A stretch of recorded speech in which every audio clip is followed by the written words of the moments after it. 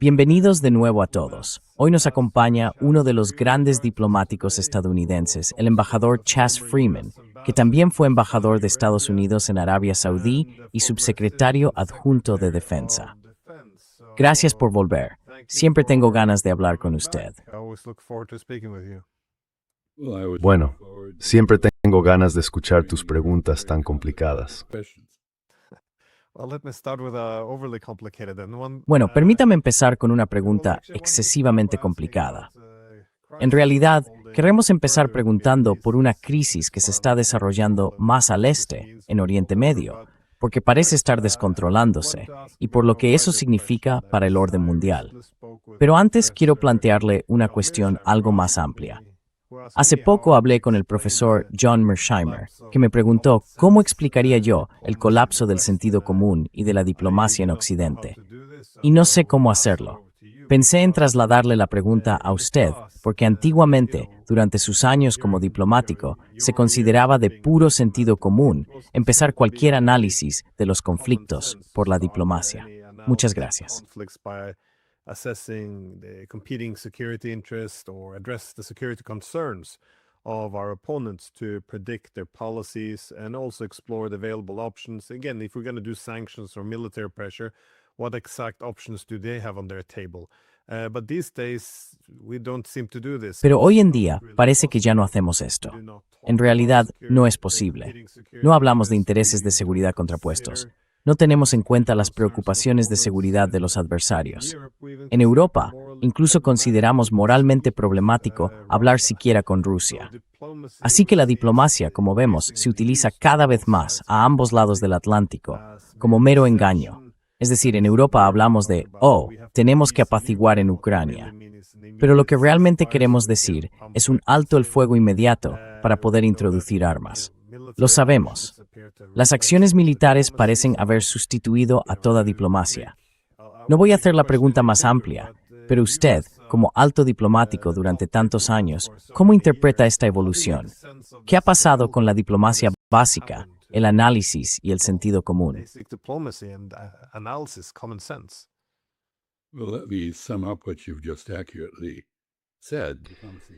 Bueno, permítame resumir lo que acaba de decir y que es correcto. La diplomacia está muerta en Occidente. Está viva y goza de buena salud en el sur global. Y espero con confianza que en algún momento redescubramos su valor en Occidente, porque sin ella las cosas siguen deteriorándose. Muere gente, aumentan los costes, se daña la economía, se pierde credibilidad política, todas esas cosas. Bueno, ¿por qué ocurre esto? Creo que es una manifestación de los cambios en la política de las sociedades democráticas, influidos por la evolución de varios factores. Primero, la concentración de los medios de comunicación, que ahora están en manos corporativas y que en casi todos los países de Occidente sirven dócilmente a los intereses del Estado. Actúan como escribas de las narrativas, en lugar de como investigadores independientes de la realidad. Ese es un factor. El otro,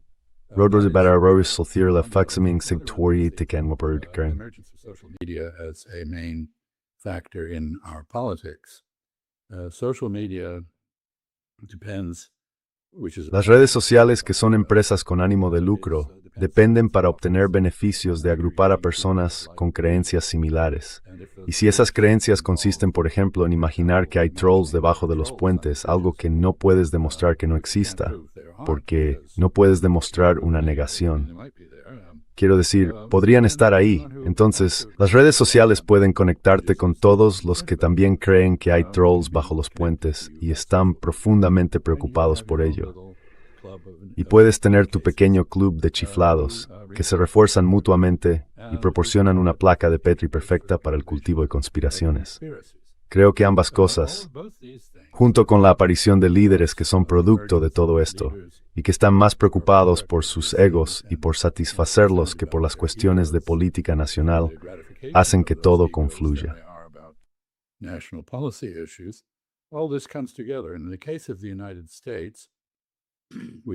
En el caso de Estados Unidos, como es sabido, hemos elegido 2 veces para la presidencia a un narcisista maligno.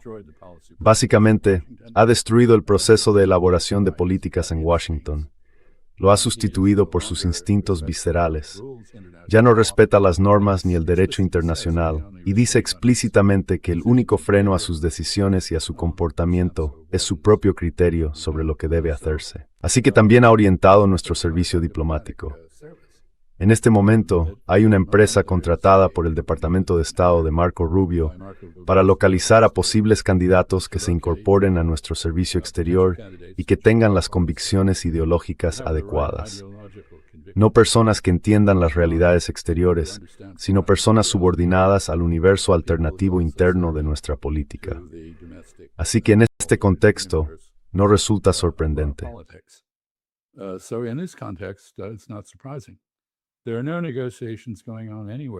No hay negociaciones en marcha en ningún lugar con Occidente. Usted ha mencionado la incapacidad de los europeos para responder a las repetidas peticiones rusas de diálogo y de debatir cuestiones de seguridad europea. No se está haciendo ningún esfuerzo de paz con respecto a Ucrania, como ha señalado. Tampoco hay un diálogo internacional relevante sobre otras cuestiones, por ejemplo, el cambio climático. Resulta interesante que en el próximo plan quinquenal de China, el país haya afirmado por primera vez su disposición a liderar los esfuerzos globales contra el cambio climático. ¿Por qué lo hace? Porque Estados Unidos, que era quien lideraba, ha incumplido. No solo ha incumplido, sino que se ha vuelto contra la propia idea de hacer frente al problema.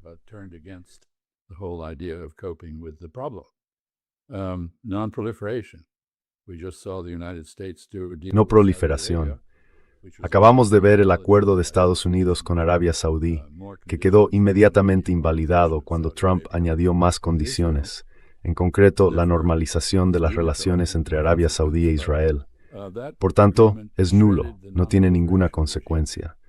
Pero ese acuerdo hizo trizas el régimen de no proliferación que habíamos dedicado tanto tiempo a construir y mantener. El derecho internacional ha sido hecho añicos. En el mejor de los casos, las Naciones Unidas son ahora irrelevantes. Y tenemos a Trump intentando poner al presidente de la FIFA como secretario general de la ONU, lo que ilustra exactamente hasta qué punto se toma en serio todo esto. Así que hemos asistido al colapso del derecho internacional.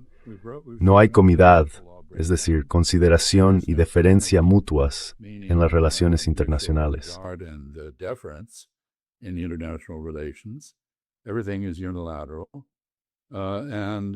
Todo es unilateral. Y como he dicho antes, estamos entrando en una era de orden multinodal, en la que cada país tiene capacidad de decisión y actúa en su propio interés, en lugar de responder a los dictados de potencias protectoras o de alineamientos geopolíticos. Esa es, por cierto, la explicación del ataque saudí contra milicias chiíes en Irak, que atacaron a Arabia Saudí. Arabia Saudí se está defendiendo. No se está sumando a la guerra contra Irán. Y la cobertura de prensa de esto sugeriría que de algún modo se trata de una reafirmación de solidaridad con Estados Unidos. En ese contexto es completamente erróneo. En fin, hay mucho por lo que indignarse. Y así que, como de costumbre, supongo que pasaremos los próximos 45 minutos, más o menos, analizando todo eso.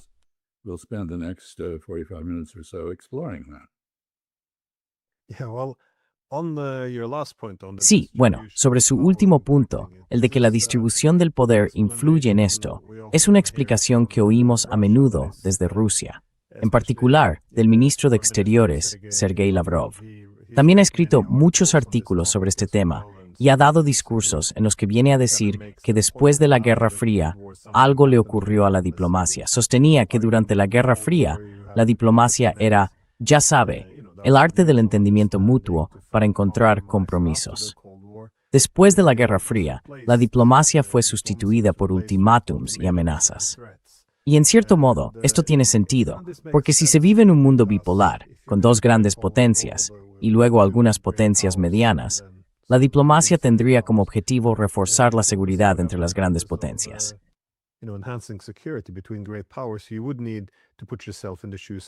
Tendrías que ponerte en el lugar del otro, tendrías que buscar un acuerdo. Pero después de la Guerra Fría y de la era hegemónica, si solo queda una superpotencia, ¿qué queda de la diplomacia? ¿Cuál es su propósito? ¿Para qué sirve? Quiero decir, si la seguridad se define no como la gestión de la competencia en materia de seguridad entre las grandes potencias, sino como que una de las partes sea tan todopoderosa que ningún Estado o grupo de Estados pueda siquiera aspirar a desafiarla, entonces la diplomacia necesita otro enfoque. Y entonces pensarías que ese enfoque sería presionar para obtener concesiones unilaterales, o como dijo Lavrov, ultimátums y amenazas.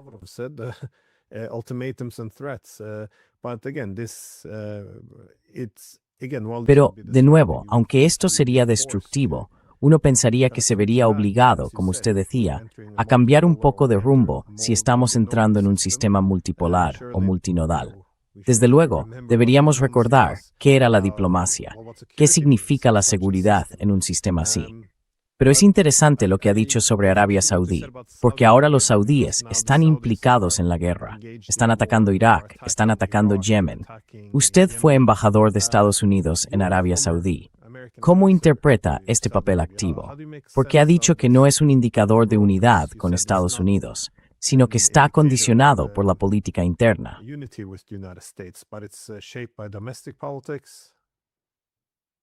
It's good politics in Saudi Arabia. Es una buena jugada política en Arabia Saudí.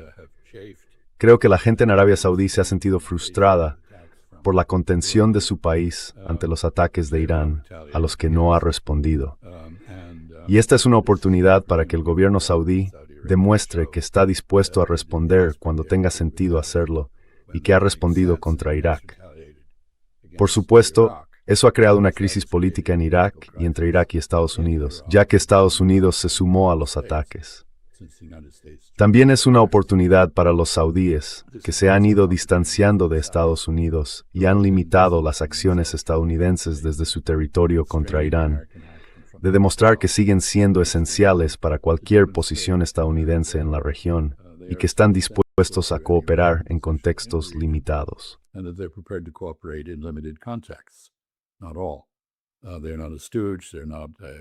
En absoluto, no son un títere, tienen capacidad de decisión, pueden hacer lo que necesiten hacer en su propio interés, esperan arrastrar de nuevo a Estados Unidos a la guerra con Yemen.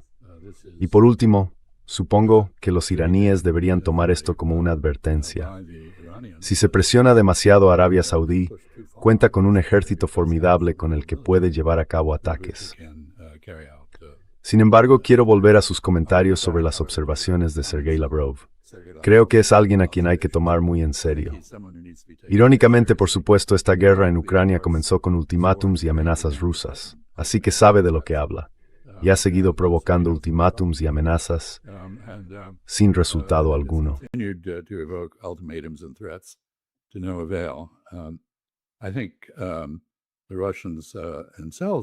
Creo que los propios rusos han renunciado a la diplomacia con Estados Unidos. Desde luego no creen que sirva de nada hablar con Witkoff y Kushner. Witkoff y Kushner se van a Kiev, supongo. Me pregunto qué saldrá de ahí. Y Ucrania se mantiene firme porque la supervivencia de Volodymyr Zelensky y de su equipo depende ahora de seguir siendo inflexibles y de que continúe la guerra. Así que creo que estamos entrando en una era que, en cierto modo, se parecerá al equilibrio de poder en Europa en el siglo XIX, aunque será muchísimo más complicada. Porque entonces solo había 5 potencias: el Reino Unido, Francia, Prusia, el Imperio Austrohúngaro y Rusia. 5. Ahora hay muchísimas más.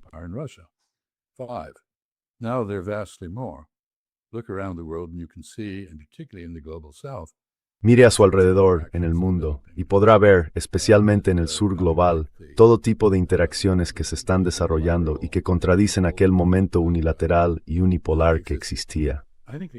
Creo que Estados Unidos tiene una gran responsabilidad en el colapso de la diplomacia, por la sencilla razón de que históricamente estamos separados del resto del mundo por 2 grandes océanos. Rara vez hemos sido atacados. Una vez, en 1812 y 1814, por los británicos. Una vez, en 1941, por los japoneses. Y una vez, en 2001, por personas de Oriente Medio que respondían a nuestros ataques contra ellos como represalias. Pero en general, hemos estado aislados.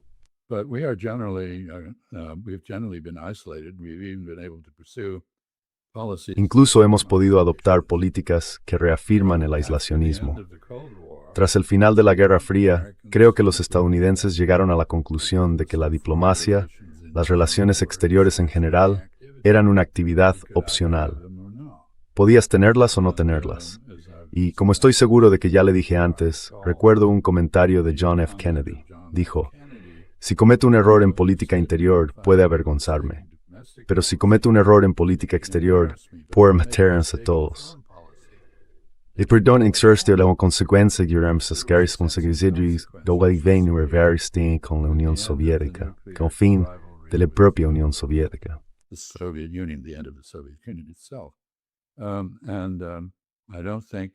I think the 40 Y no creo que durante los 43 años transcurridos entre la formulación de George Kennan de la estrategia de contención y el final de la Guerra Fría, perdimos la capacidad de razonar estratégicamente, porque teníamos una estrategia general que se aplicaba a todo. Todos los países del mundo definían su lugar en el orden mundial en relación con uno de dos poderes dominantes. Estaban bajo el dominio soviético o bajo el dominio estadounidense. O bajo ninguno de los dos, porque había países no alineados que aspiraban a no alinearse, pero que nunca lo lograban realmente. Y ahora tenemos una situación en la que no hace falta alinearse con otra gran potencia. Tienes libertad de acción. Puedes cambiar tus alianzas. You have freedom of action. You can change your alignments. You can bargain, as people did during the Cold War. Se puede negociar como hacía la gente durante la Guerra Fría. Ya sabe, si me das lo suficiente, me alinearé contigo. Era una pauta diplomática muy común durante la Guerra Fría. Ha vuelto, no en el contexto de la rivalidad entre superpotencias, sino en el de un sistema multinodal en el que puedes tener una relación política fuerte con un país y una relación económica muy débil, o una relación económica fuerte y una mala relación militar. Y puedes tener cercanía cultural y aún así estar distanciado, como les ha ocurrido a canadienses y estadounidenses. Así que, por ejemplo, pienso, ¿qué tipo de relación política tiene ahora Estados Unidos con Dinamarca frente a sus relaciones económicas y militares? As opposed to its economic and military relations. Anyway, I think we're in a world that is vastly more complex. En fin, creo que vivimos en un mundo muchísimo más complejo y que realmente no sabemos cómo afrontarlo. Y en este contexto, resulta interesante fijarse en quién tiene verdadera habilidad para la diplomacia, reconociendo que la diplomacia es un trabajo especializado, que requiere profesionales cualificados, personas con formación, experiencia, tutorización y una trayectoria que les permita ejercer el arte de tratar con otros países. ¿Y a quién vemos ahí fuera? A Sergei Lavrov, Wang Yi, Jaishankar, el ministro de Asuntos Exteriores de India, Arakchi, el ministro de Asuntos Exteriores de Irán y otros. No voy a repasar toda la lista, pero no se ve en ella a nadie que viva en Londres, París, Washington o Berlín. Washington or Berlin. So, this is a strange time. Así que estamos en una época extraña. Es una época de transición. Imagino que la transición llevará a un renacimiento de la diplomacia, porque gestionar equilibrios de poder más complejos que una función de 5 potencias va a exigir un nivel de habilidad esencial para la supervivencia nacional. Y aquí, Glenn Deason, si me permite para terminar, tengo un amigo en Guangzhou, en el sur de China, que ha pasado 35 años traduciendo al inglés un clásico chino sobre el arte de gobernar llamado El espejo de la historia. En chino es el Siji Tongjian, y son 35 volúmenes en inglés. No es una recopilación menor de enseñanzas.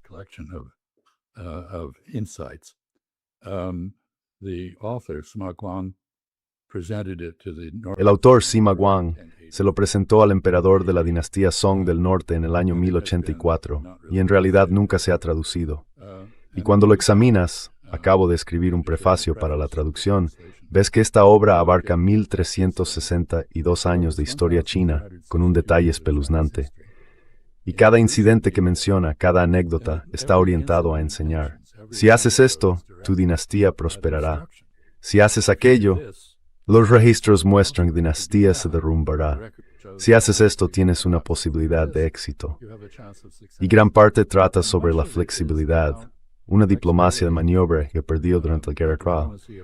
La Guerra Fría es, en esencia, agricultura en trincheras. In the Cold War, diplomacy was essentially trench warfare. Once in a while, you'd send somebody over the top and hope they... De vez en cuando, mandabas a alguien más allá de la línea, con la esperanza de que sobreviviera y volviera para informar. Pero en términos generales mantenías la línea. Y eso se ha acabado. Se ha acabado. Ahora estamos en un mundo de gran confusión, desorden, sin líneas fijas. Y como he dicho, los países de rango intermedio, los países pequeños y los países grandes tienen todos, en cierta medida, libertad de elección. Así que estoy observando lo que ocurre con los BRICS, lo que ocurre con la Organización de Cooperación de Shanghái, lo que ocurre con la Iniciativa de la Franja y la Ruta. Todo esto está conectado con China, por supuesto, pero es mucho más que eso. Y están creando un mundo nuevo, algún tipo de nuevo orden, cuya naturaleza exacta está aún por determinar. The exact nature of which remains to be determined.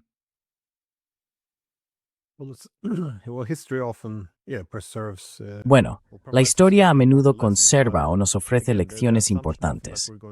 Pero una vez más, la idea de que estamos volviendo a este sistema multipolar o multimodal tampoco es del todo correcta. Porque ese sistema multipolar, si lo entendemos desde la Paz de Westfalia de 1648, era un sistema europeo de igualdad soberana. Es decir, los europeos eran soberanos porque se les consideraba los civilizados. Pero el sistema Westphalian no se aplicaba al resto del mundo. Y pienso, ¿qué lo singular es?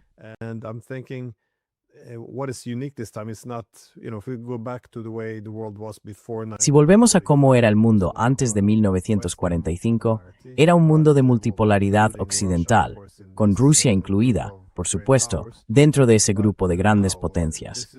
Pero ahora, por primera vez, tenemos un mundo realmente interconectado a escala global, con todos estos distintos centros de poder intentando colaborar. Así que va a ser muy diferente de lo que vimos en el 45. Como usted decía, mucho más complicado. Y creo que a los políticos a menudo les cuesta apreciarlo, porque muchas veces oigo que cuando los saudíes se acercan a China, o Turquía se acerca a China o a Rusia, siempre se parte de la idea de, se están uniendo a un bloque liderado por China o por Rusia. ¿Nos están abandonando?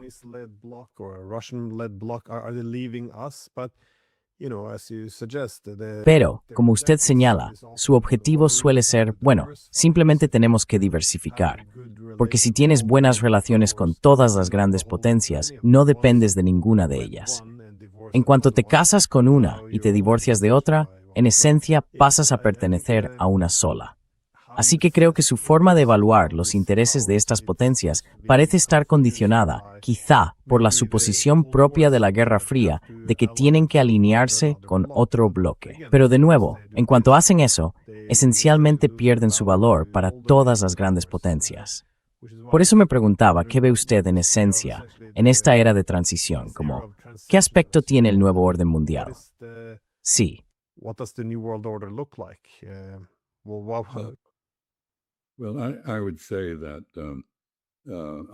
Bueno, yo diría que nuestra percepción de lo que está ocurriendo está distorsionada por varios factores. En 1492, un aventurero italiano que buscaba la India cruzó el Océano Atlántico y unió los hemisferios occidental y oriental. Y eso creó el primer orden mundial único, impuesto al mundo por una explosión del poder militar y mercantil europeo, y dio lugar a una era colonial, a una era imperial. Bueno, eso se acabó. Pero seguimos estando muy influidos por nuestros recuerdos de un mundo dominado por Occidente. Creo que tiene mucha razón al hablar del orden de Westfalia. De hecho, los indios y los chinos acordaron en Bandung, creo que en 1954, los 5 principios de la coexistencia pacífica.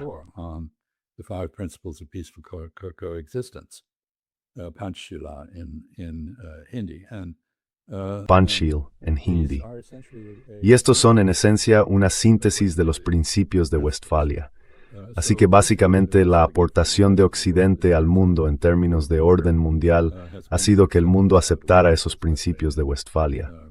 Pero esos principios hacen hincapié en la soberanía individual de los participantes en ese orden. Y eso es lo que estamos viendo ahora. Así que la cuestión es, ¿podemos ver que esto es lo que está ocurriendo? Creo que nosotros, en Occidente, Si no percibimos correctamente lo que está sucediendo y no entendemos que supone tanto un repudio de nuestro poder como una reafirmación de nuestros principios, cometeremos errores que pueden perjudicarnos. Then we will make mistakes that can hurt us. Here, there's another analogy, and I hate to keep coming back. Aquí hay otra analogía, y odio seguir volviendo a ejemplos chinos, pero los conozco bien. La cuestión es que China se hizo marxista-leninista. El marxismo es una cosa, el leninismo es otra. El marxismo es, en esencia, una herejía cristiana. Dice que el reino de Dios está a punto de llegar a medida que se despliega la dinámica de Hegel, y que llega el fin de la alienación, y que todo el mundo reconoce a los demás como seres humanos individuales y conscientes que merecen respeto. Y la apoteosis de esto está en el prólogo de la ideología alemana, de Engels, donde ya sabes, eres pescador por la mañana, profesor universitario por la tarde y haces un podcast por la noche.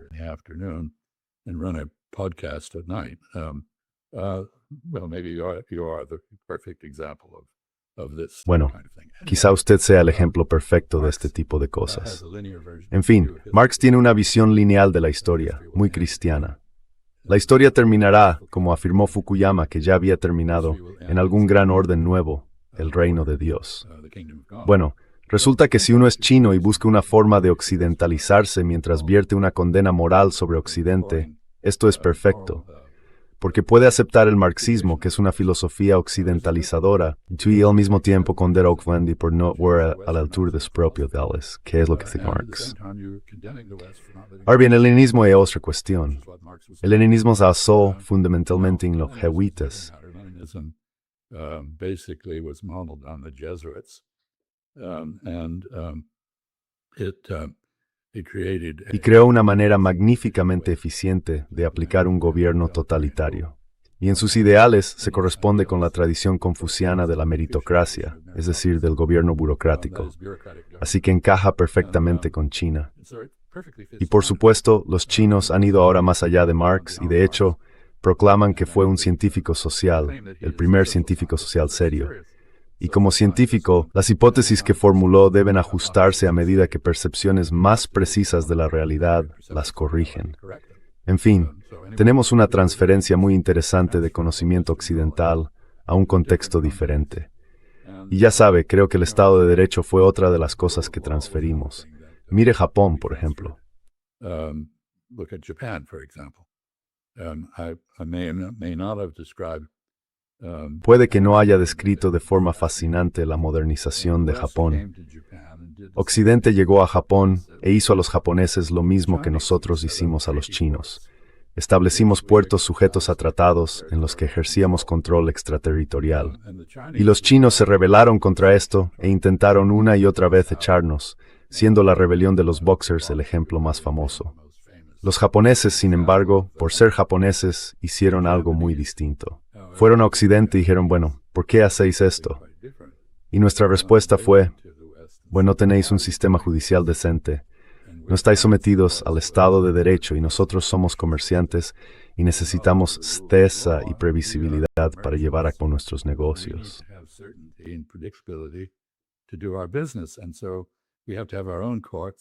Y así que tenemos que tener nuestros propios tribunales porque los suyos son corruptos e imprevisibles.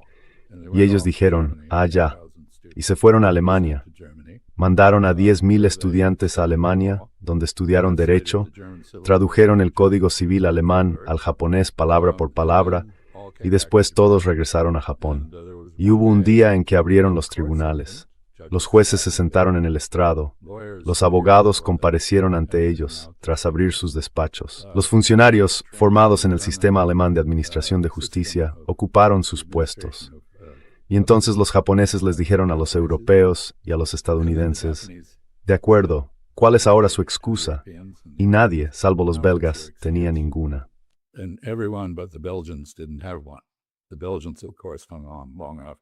Los belgas, por supuesto, aguantaron mucho más que todos los demás, por ser belgas. Pero lo interesante es que una sección ilustra lo que realmente estaba ocurriendo. Una sección del Código Civil alemán trata de las relaciones familiares. ¿Y qué pasó? ¿Cómo se consigue el divorcio? Bueno, en Alemania, si quieres divorciarte, tienes que someterte a una mediación de 30 días supervisada por un tribunal. Pues en Japón lo mismo. ¿Quieres divorciarte? Tienes que pasar por una mediación de 30 días administrada por un tribunal. Y en Alemania, el mediador se esfuerza mucho por reconciliar a las dos partes, en interés de sus hijos y de mantener una familia.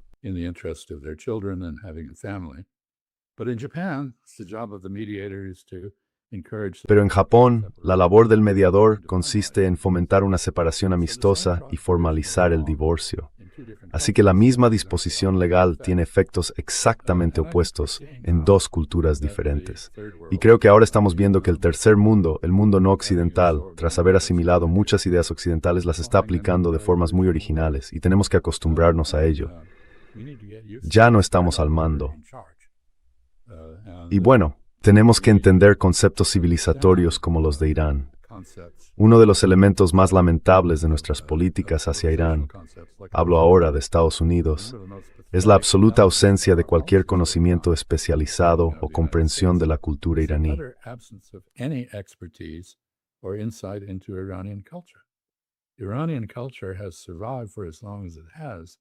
La cultura iraní ha sobrevivido durante tanto tiempo porque los iraníes entienden que el interés supremo de su nación es su identidad nacional, tanto chi como persa, que se remonta a los tiempos preislámicos, y lucharán y morirán por preservar esa identidad nacional. Así que, cuando Donald Trump dice, voy a destruir vuestra civilización, no sabe muy bien lo que ha hecho. Acaba de agitar una bandera roja delante del toro, y no ha amedrentado al toro en absoluto. De hecho, lo ha animado a embestir. Lo dejaré aquí, pero creo que tiene usted toda la razón. Estamos en una época muy distinta en lo que respecta a las relaciones entre las culturas occidentales y no occidentales.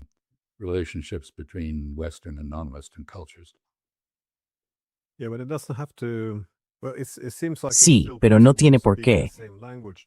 Bueno, parece que aún es posible hablar el mismo idioma, porque de nuevo se ven muchos ejemplos en China. Pero cuando hablan de esta asociación civilizatoria global y de todas estas cosas, es decir, de nuevo, a mí me suena muy westfaliano. Es decir, toda la idea es que su civilización es distintiva. Pero en Westfalia también acordamos que todas las culturas y estados europeos eran culturalmente distintivos, y que esa singularidad cultural reforzaba en esencia el concepto de soberanía. Es decir, nosotros gobernaremos sobre esto. Y eso es lo que dicen los chinos. Somos una civilización distinta. Nadie nos va a decir cómo desarrollarla, porque tenemos que hacerlo de acuerdo con nuestros propios valores.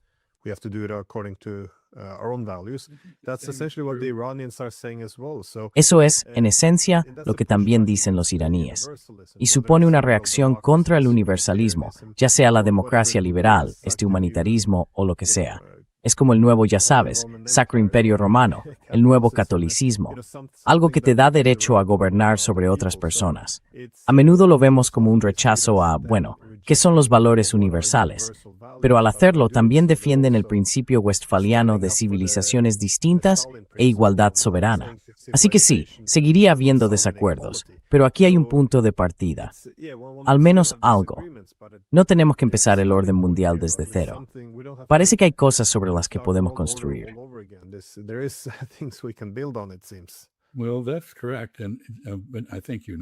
Bueno, eso es correcto. Y creo que has captado bien esa dualidad. Por un lado, el énfasis en la autonomía soberana, y por otro, la disposición a reconocer la autonomía soberana de otros como una idea importada de Occidente. Quiero decir, cuando Occidente llegó por primera vez a China a finales del siglo XVIII, la misión británica de Macartney, por ejemplo, intentó aplicar los principios de Westfalia a las relaciones con China, y los chinos lo rechazaron. Ahora, irónicamente, son los defensores firmes de Espero Keep.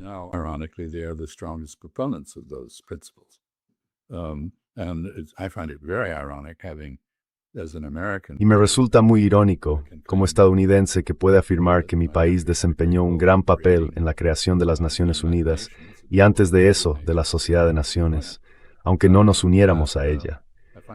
Me resulta irónico que ahora estemos en contra de esa organización y que quienes están fuera de ella, es decir, los chinos, sean ahora sus defensores más firmes.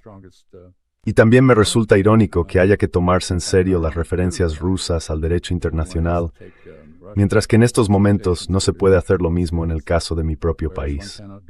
Así que sí, es una situación muy confusa, pero una en la que, como he dicho, hicimos cosas de forma inadvertida.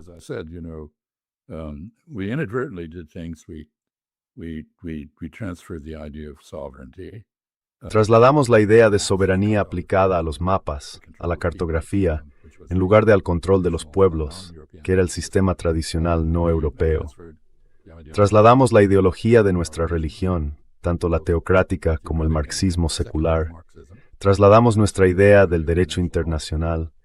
Trasladamos nuestra idea de un orden basado en la dignidad soberana y la igualdad. Y trasladamos la idea de que cada cual tiene derecho a su propia configuración ideológica. Ahora, por supuesto, tenemos un impulso mesiánico bastante comparable al de la era comunista soviética. Ya sabe, si quiere tener una buena relación con nosotros, tiene que ser como nosotros. Esto no va a funcionar. Así que aquí estamos. Bueno, en fin, si quiere hablar de la actualidad, podemos hacerlo. Sí.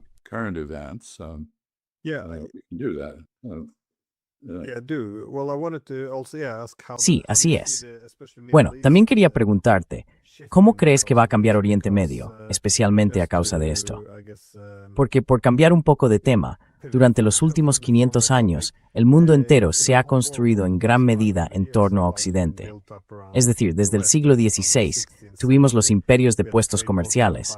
Se convirtieron en imperios a gran escala. Luego, en el siglo XX, se transformaron en sistemas de alianzas, aunque todavía con algunos rasgos neocoloniales. Pero, ¿qué ocurre ahora en Oriente Medio? ¿Ves los acontecimientos allí como parte de la formación de un mundo posoccidental? Porque, de nuevo, Irak, quiero decir, no me sorprendería que Irak intentara absorber Kuwait mañana.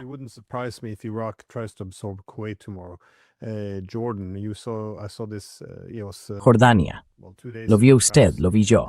Fue hace, quizá 2 días. Cientos de políticos jordanos y otras personas firmaban una carta abierta para que Estados Unidos retire sus bases. De nuevo, el papel de Israel en la región. Todo parece que ahora podría ponerse en cuestión, porque se están sacudiendo los cimientos del sistema internacional.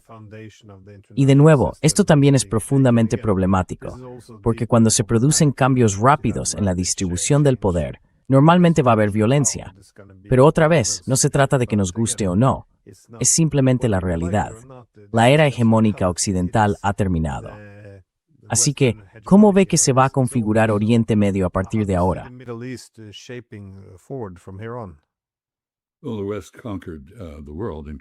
Bueno, Occidente conquistó el mundo, incluido Oriente Medio. Solo hay un país en el mundo al que nunca llegaron soldados, comerciantes o misioneros occidentales, y ese es Arabia Saudí. Es el único espacio en blanco del mapa mundial, el primero en sacudirse la resaca colonial, por así decirlo. Y creo que eso impulsa buena parte de la política mundial actual. Pero si miran India, China y otros países, no tanto en el Nuevo Mundo como en el Viejo Mundo, verán que muchos de ellos tienen una política marcada por reacciones tardías, a la humillación de la dominación occidental. El primero en desprenderse de eso, en Oriente Medio, en Asia Occidental, fue Irán. Pero ahora otros están haciendo lo mismo.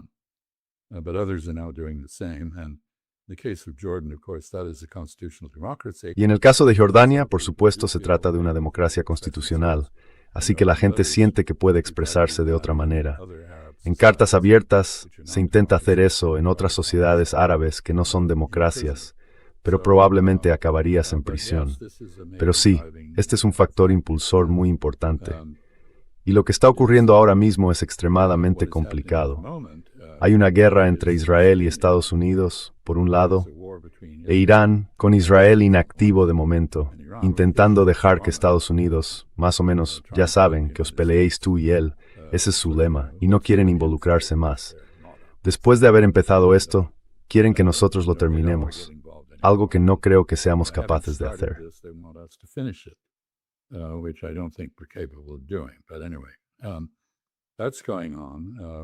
Pero en fin, eso está ocurriendo y podemos entrar en los detalles. Tenemos una reactivación del conflicto saudí con el chiismo en Irak, es decir, con movimientos proiraníes alineados con Irán.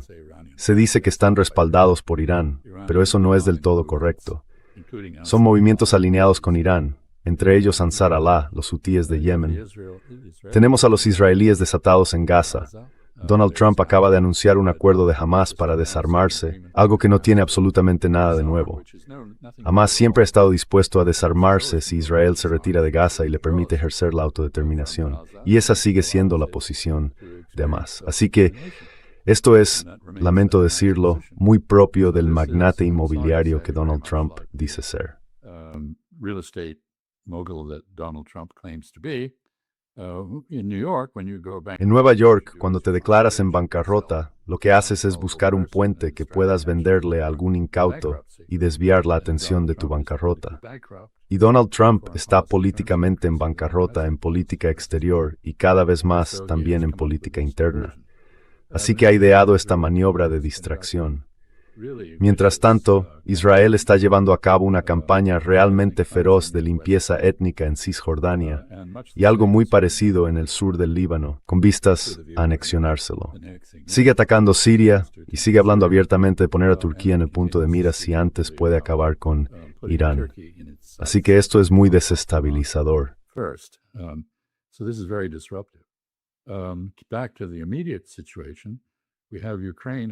Volviendo a la situación inmediata, tenemos a Ucrania atacando un buque iraní en el Mar Caspio. Eso está extendiendo la guerra entre Ucrania y Rusia a un ámbito que había quedado al margen y posiblemente conectando los dos conflictos, la guerra de Irán y la guerra de Ucrania. Y presumiblemente, cuando los ucranianos atacaron ese barco en el Mar Caspio, contaban con el apoyo de la inteligencia occidental.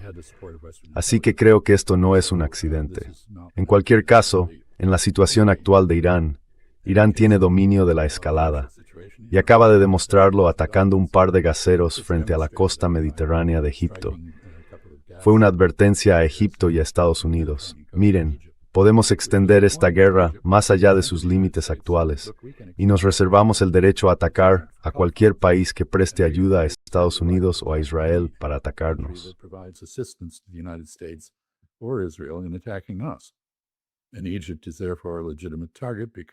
Y por tanto, Egipto es un objetivo legítimo porque afirma tener una alianza con Estados Unidos, aunque esa alianza no haya actuado contra nosotros. Así que esto es una advertencia. Irán controla el estrecho de Hormuz.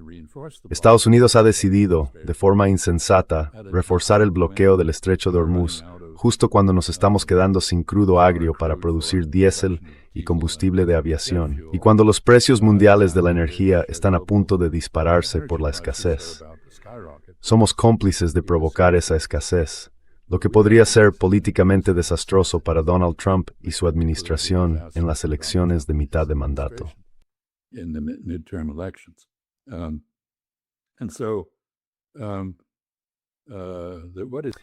Y lo que está ocurriendo, diría yo, en el contexto más amplio, es que cuando Occidente desmanteló el Imperio Otomano y empezó a dividir Asia Occidental en fragmentos que no podía controlar, asentando a judíos europeos en Israel, creando el Líbano al separarlo de Siria, creando Jordania como estado tapón, creando Irak como estado independiente cuando antes había sido un conjunto de provincias otomanas, creando Kuwait como estado separado, en 1967, otorgando la independencia a los estados cruciales del Golfo Pérsico y transfiriendo de Gran Bretaña a Estados Unidos la responsabilidad de sostener esa independencia.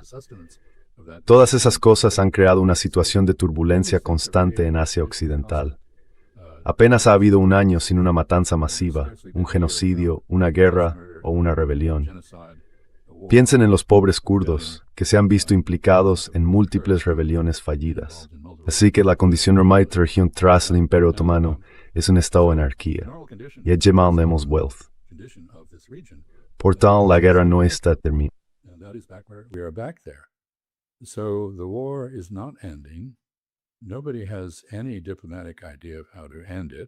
Nadie tiene una idea diplomática de cómo ponerle fin. Y esto va a continuar. Y los iraníes han adoptado ahora la doctrina israelí del ataque preventivo. Si ves la posibilidad de que puedan atacarte, aunque esa probabilidad sea muy baja, haces lo que hicieron los israelíes en 1967. Respondes con un ataque sorpresa contra tus enemigos potenciales. Si te atacan, no respondes de forma proporcional como exige el derecho internacional. Lo haces de manera enormemente desproporcionada para dejar claro que no pueden atacarte con fines disuasorios. No se respetan las fronteras, porque al fin y al cabo las trazaron los señores Sykes y Picot. ¿Y quiénes son ellos ahora? Y así, las cuestiones ideológicas han sido sustituidas por cuestiones teocráticas.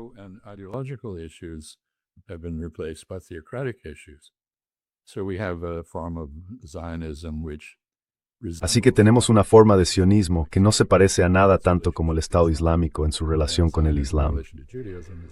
El sionismo, en relación con el judaísmo, es muy similar a la ideología del Estado Islámico en relación con el Islam. Y esta es la situación en la que estamos, y no va a desaparecer. Ya sabe, nadie en la región quiere hablar con Kushner y Witkoff.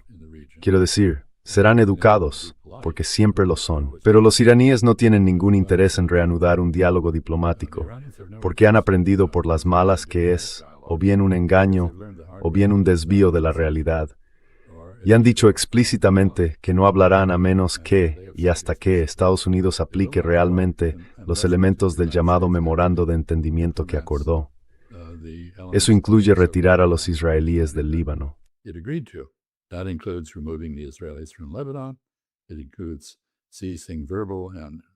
Incluye el cese de los ataques verbales y físicos contra Irán.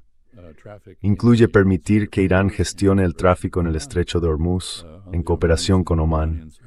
Los omaníes y los iraníes mantienen un diálogo activo sobre ello, pero no han llegado a un acuerdo. Y también incluye la retirada de las bases estadounidenses de la región. Eso está ocurriendo. Y quieran o no los jordanos que se retiren las bases estadounidenses, creo que mi comentario final sería este. Creo que la estrategia de Irán consiste en intentar concentrar convenientemente a las fuerzas estadounidenses en un solo lugar, concretamente Israel, que para ellos es un objetivo legítimo, y aprovechar esa concentración de fuerzas para asestarles un golpe definitivo.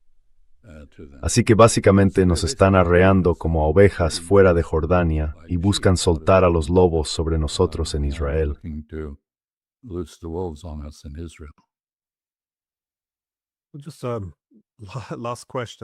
Solo una última pregunta.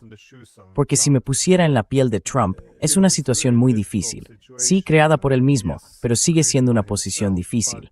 Es decir, no hay un camino convincente hacia la victoria, ni siquiera para volver al statu quo anterior. De hecho, si finalmente se retirara o aceptara algo parecido a un nuevo memorando de entendimiento, implicaría que el estrecho de Hormuz quedara bajo control administrativo iraní. Eso pondría en cuestión, si no acabara por completo con ella, la arquitectura de seguridad regional de Estados Unidos y su sistema de alianzas.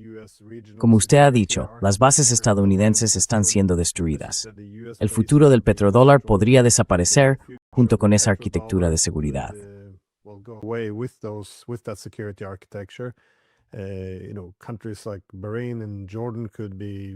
Países como Bahrein y Jordania podrían vivir revoluciones y romper sus lazos con Estados Unidos. Kuwait, de nuevo, podría desaparecer del mapa al ser absorbido por Irak.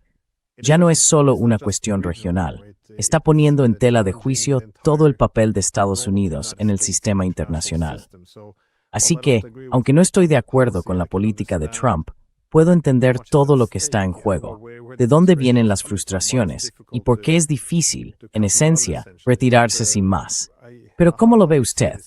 ¿Qué opciones tiene ahora Trump? Porque de nuevo, sin justificar sus políticas, sí puedo entender la difícil situación en la que se ha metido.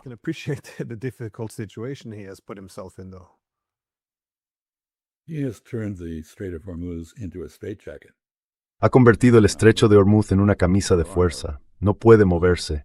No hay otras opciones que repetir la que empleó contra los hutíes. Es decir, tras un año de fanfarronadas, ruido, furia y bombardeos, se limitó a marcharse proclamando la victoria. No creo que a estas alturas pueda hacer nada más. Hay algo que está ocurriendo ahora mismo y que no he mencionado. obviamente forma parte esencial de la estrategia iraní, el desgaste de las municiones y del equipo defensivo estadounidenses. Se ha llegado al punto de que los militares estadounidenses están aconsejando al presidente que tiene que detener esta guerra porque está debilitando la posición de Estados Unidos a escala global. Añadiría que también ha debilitado la influencia estadounidense a escala global, tanto política como económicamente. Influence on a global level politically as well as economically. So it's a disaster on every level. Y así, es un desastre en todos los sentidos para Estados Unidos. Y no creo que esto tenga arreglo. Es un buen ejemplo de lo que produce una acción militar sin estrategia, de lo que produce una política exterior sin diplomacia, de lo que produce una diplomacia militar amateur llevada a cabo por personas poco fiables. Así que hay un punto muerto, y ese punto muerto favorece a Irán. Y creo que es una situación muy mala en muchos aspectos. Hay muchos países que tienen mucho en juego, incluido el suyo, Noruega, pero también otros grandes poderes comerciales. La mayor potencia comercial del mundo es ahora China. La Unión Europea es una gran potencia comercial, Brasil y demás. Estos países, todos estos países, el mundo entero tiene interés en gestionar el daño a la libertad de navegación que esta guerra ha provocado en el estrecho de Hormuz.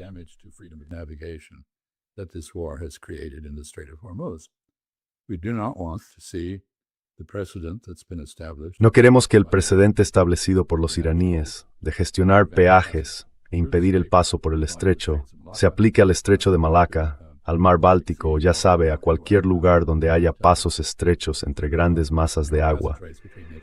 Así que esto debería ser un reto para la comunidad global. Olvidemos por un momento a Estados Unidos. La comunidad internacional realmente necesita unirse y proponer una negociación con Irán, que está a cargo del estrecho, para minimizar el daño a libertad de navegación, reducir al mínimo las tarifas que se cobrarán y garantizar que esas tarifas guarden alguna relación con los costes reales, en lugar de ser simplemente una especie de robo escandaloso de fondos.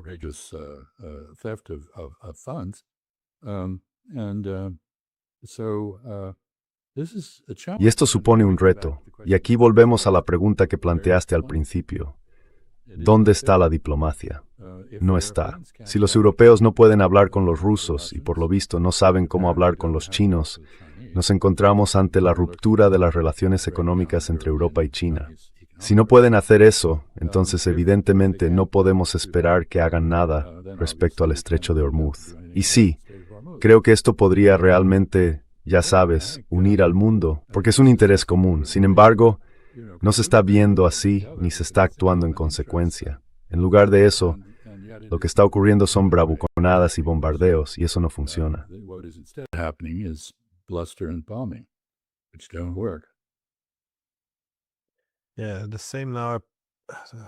Sí, ahora igual.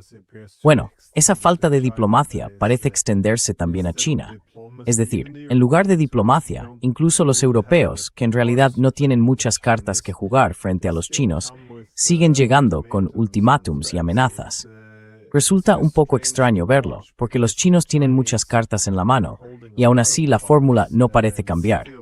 Sigue siendo el mismo lenguaje condescendiente. Siguen siendo intentos de imponer condiciones.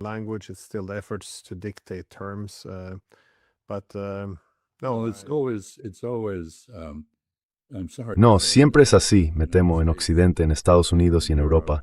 Siempre es, vosotros sois gente despreciable que hace cosas malvadas, y nosotros somos gente justa que hace lo correcto. Y ya sabe, los justos y los injustos no pueden coexistir. Así que deberíais comer mierda y morir. Eat fecal matter and die. Bueno, creo que haya resumido perfectamente lo que pienso sobre la diplomacia.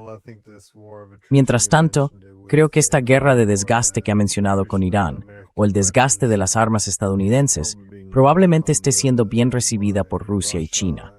Porque en Rusia se suponía que esas armas iban a utilizarse para luchar contra los rusos, y algunas de ellas, idealmente, se usarían en una futura guerra con China. ideally be used in a future war with China. So it's Let me make an ancillary point. Permítame hacer una observación adicional. Acabamos de asistir a una reunión realmente extraña. Los ministros de Defensa de las Américas. Ya sabe, existe algo llamado el Tratado de Río, por el que Estados Unidos y los países del hemisferio occidental, las repúblicas del hemisferio occidental, tienen un compromiso de defensa común. Y cada 2 años aproximadamente celebran una reunión de ministros de defensa. Estados Unidos estuvo representado por Elbridge Colby, que instó a todos los países de Sudamérica y América Latina a aumentar considerablemente sus presupuestos de defensa y a comprar más armas para defenderse. Pero la ironía es que el único país que los amenaza es Estados Unidos. Así que les está instando a armarse contra Estados Unidos gastando más dinero en armamento estadounidense. Creo que muy bien podrían captar el mensaje, pero llevar sus compras a otra parte. Ya sabe, esto no hay quien se lo invente. Es realmente...